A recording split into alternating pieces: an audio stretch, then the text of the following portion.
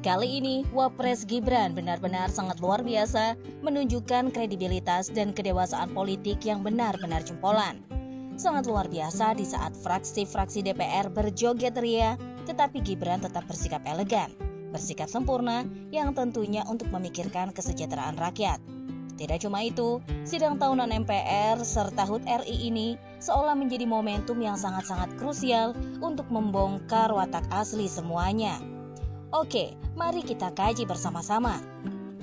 Kekompakan adalah menjadi kuncinya.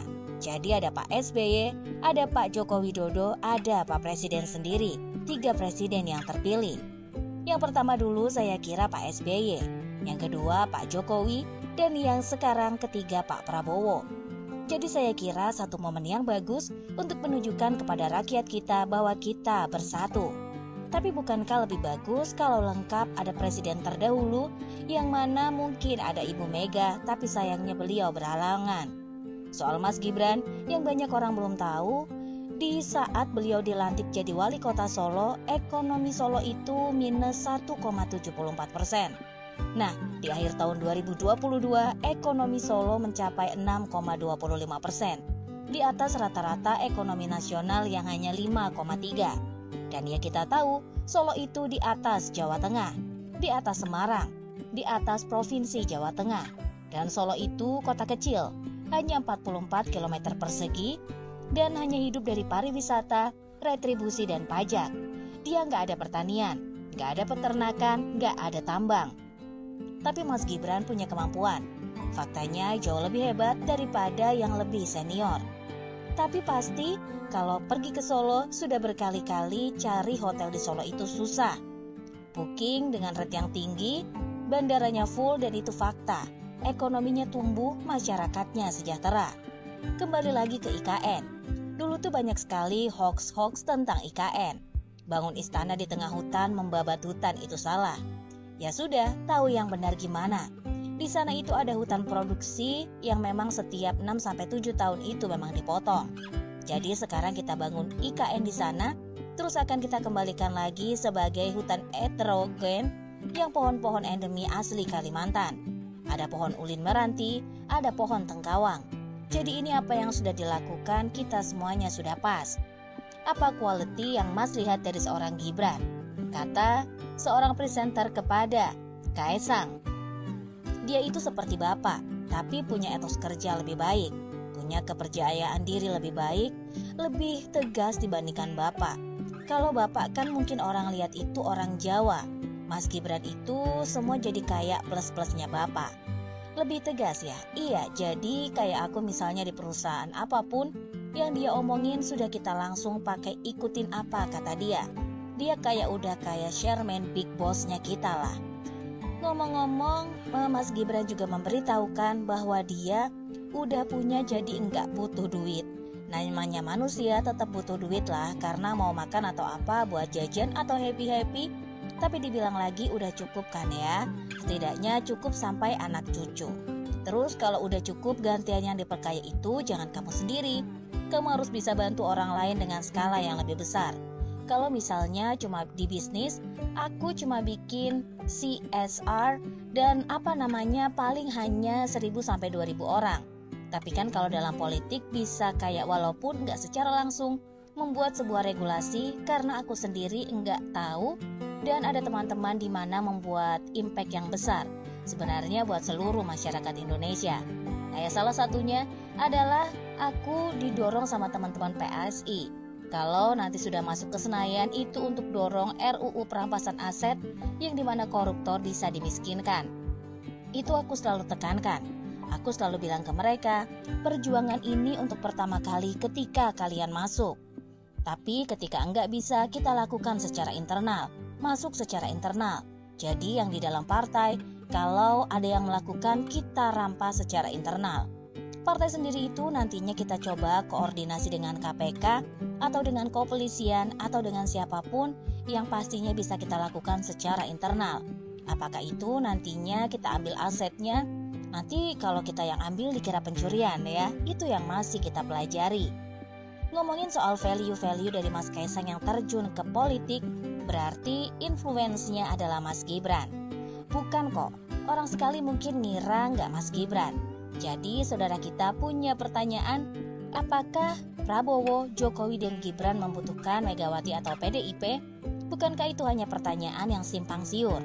Dan kita dengar dari Hasto, sang sekjen yang berbicara selalu mendahului fakta. Jadi faktanya dengan omongan Hasto itu selalu bertolak belakang. Jadi kalau Hasto ngomong ya itu saya anggap ember aja. Selalu bicara di luar fakta, kontradiktif, dan menurut saya itu sebuah hal yang akan terus dia bangun. Apakah teman-teman tahu Prabowo, Gibran, dan Jokowi membutuhkan Megawati dan PDIP? Jawabannya, mereka tidak membutuhkan Megawati. Hubungan yang sudah harmonis dirusak. Hubungan yang begitu bagus, penuh masa depan dia rusak hanya karena persepsi dan pikiran-pikiran yang mungkin dicurigai karena banyak masukan dari sekjen yang selalu bicara di luar fakta. Nah, ini sangat merugikan Megawati juga PDIP di masa depan. Jadi kita kembali ke pertanyaan tadi. Apakah Prabowo, Gibran, dan Jokowi membutuhkan Megawati? Bintang tamu pun menjawab tidak. Saya jawab tuntas, tidak membutuhkan. Untuk apa? Kalau kita bicara Megawati adalah masa lalu. Megawati adalah sebuah masa lalu yang perlu dilupakan hanya untuk belajar. Itulah Megawati. Tapi kalau kita bicara Puan adalah masa depan. Jadi seorang Puan adalah sebuah masa depan yang kita bisa lihat prospeknya, kepribadiannya. Dan saya percaya pada satu hari nanti Mbak Puan itu bisa menjadi RI 1 atau RI 2. Entah bagaimana caranya, tapi saya yakin daripada banyak bicara dan lebih memakai pertimbangan dan hati nurani. Berbeda dengan elit PDIP yang lain. Kalau bicara tidak pakai pikiran. Jadi gak usah bikin cerita-cerita mereka meminta waktu dan sebagainya. Ya secara diplomasi, politik tentunya Prabowo kan ingin merangkul semuanya. Tapi kan selalu dirusak oleh seseorang. Sama seperti Jokowi ketika istana mengeluarkan satu statement, sedang dicari waktunya yang tepat untuk bisa bertemu dengan Megawati. Bukankah itu gayanya Jokowi melempar sebuah isu? Kita lihat umpan baliknya sudah dapat. Ya kalau Pak Jokowi mau ketemu, ya ketemu aja dulu dengan pimpinan rating. Itu kan suatu apa? Dengan hal yang seperti itu, seperti merendahkan seorang Jokowi. Di mana kita tahu bahwa seluruh pemimpin ketua umum parpol merapat kepada Jokowi. Masa ketua ranting disuruh ketemu dengan Bapak Jokowi? Dengan kata lain, Jokowi juga nggak butuh Bu Mega. Masa depan itu tergantung kepada pasangan Prabowo dan Gibran. Seandainya apabila dikalau pemerintahan Prabowo Gibran menahan diri untuk tidak perlu berhubungan lebih lanjut dengan PDIP dan menjadikan PDIP sebagai partai oposisi itu lebih bagus. Kami rakyat mendukungnya karena dengan adanya oposisi maka akan ada checks dan balance. Jadi jelas ya, Ibu Megawati, Prabowo, Gibran, dan Jokowi. Bumi bertuah, bumi beradat. Samudra dan yang pasti saudara, frasa yang dipakai oleh masyarakat Riau itu luar biasa dan itu menggambarkan Indonesia yang sebenarnya. Indonesia secara keseluruhan adalah bumi yang diberkati, bumi yang bertuah. Kami berdiri dan membawa doa kepada semua untuk merubah negeri ini menjadi lebih baik. Bangsa yang sungguh-sungguh beradab. Negeri beradab artinya kita adalah bangsa yang tahu sopan santun. Adat ketimuran kita, suku-suku Melayu dengan budayanya yang luar biasa. Suku Melayu adalah salah satu kelompok etnis terbesar di Asia Tenggara dengan budaya, bahasa, dan sejarah yang kaya. Mereka tersebar di Malaysia, Indonesia, Brunei, Thailand, Singapura, dan Filipina. Asal-usul dan penyebaran suku Melayu berasal dari rumpun Austronesia yang bermigrasi dari daratan Asia ke Nusantara ribuan tahun lalu. Mereka membangun kerajaan maritim yang kuat seperti Sriwijaya dan Malaka. Suku Melayu kuno berlayar dengan kapal kayu menjelajahi kepulauan Nusantara dengan latar belakang pantai tropis. Tetapi yang kita lihat pada era satu dekade ini, kita melihat penampilan fenomenal yang luar biasa bahwa tiba-tiba masyarakat menjadi beringas.